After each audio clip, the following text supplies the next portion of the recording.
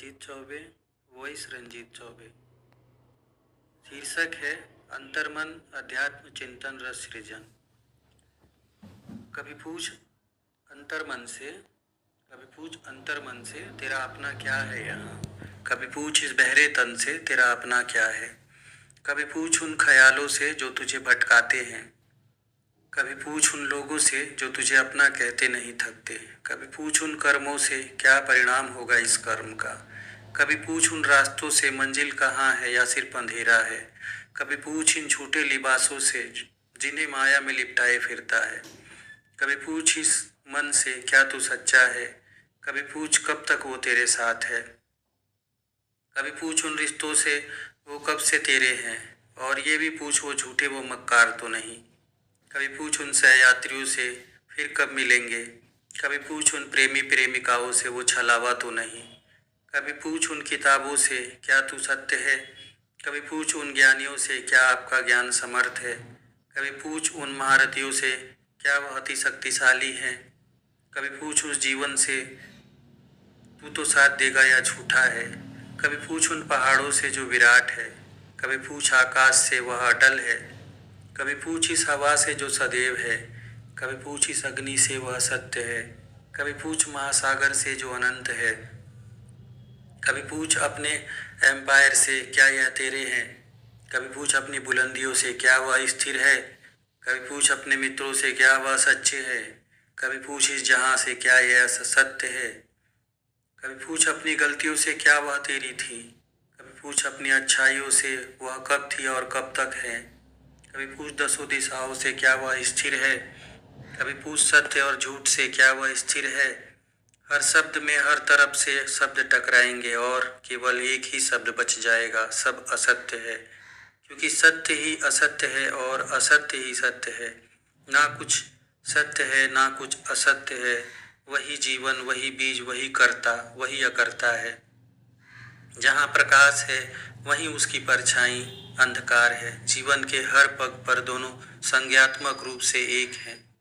जीवन का सार केवल जीवन है, मृत्यु उसकी परछाई है।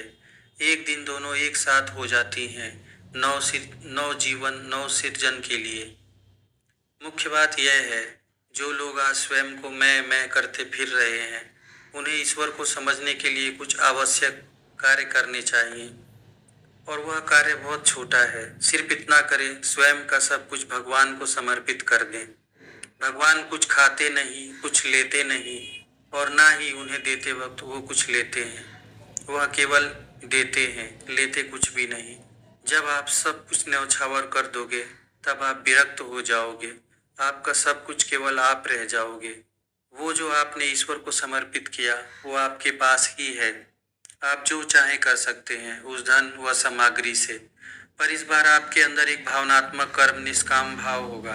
सब करते वक्त भी आप करता नहीं रहोगे और सब प्राप्त करते हुए भी आप अप्रकट रहोगे। सत्य भी यही है, सब कुछ उस वट वृक्ष का है जिसका केवल आप एक फल, टहनी, पत्ता या रस हो। ईश्वर सर्वशक्तिमान, सर्वव्यापी, सर्वोत्तम, सर्वोच्च, सर्वोपरि विद्यमान है।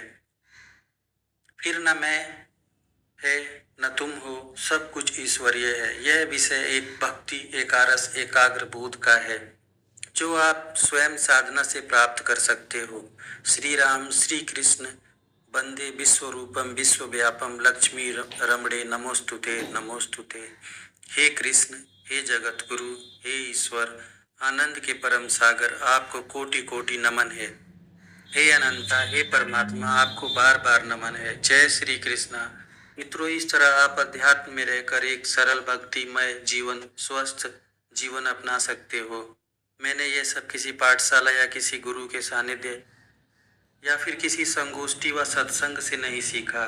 मैंने केवल मन को साधा, इंद्रियों की समीक्षा की, उनके भाव को समझा, उन पर नियंत्रण प्राप्त किया। यह सब केवल कृष्ण के नाम जप की कृपा थी जिसने मुझे भटकाव से बचाया और मार्गदर्शन करते गए। आप भी भगवान का जाप करें, उनकी कृपा का लाभ लें। भक्ति, ज्ञान, तप व शक्ति से ज्यादा प्रभावी होती है। तन मन आत्मा मुक्ति की शक्ति के लिए केवल कृष्ण प्रेम ही बहुत है। बोलिए जय श्री कृष्णा, जय श्री राम। आपका दोस्त लेखक रंजीत चौबे। धन्यवाद। प्रणाम।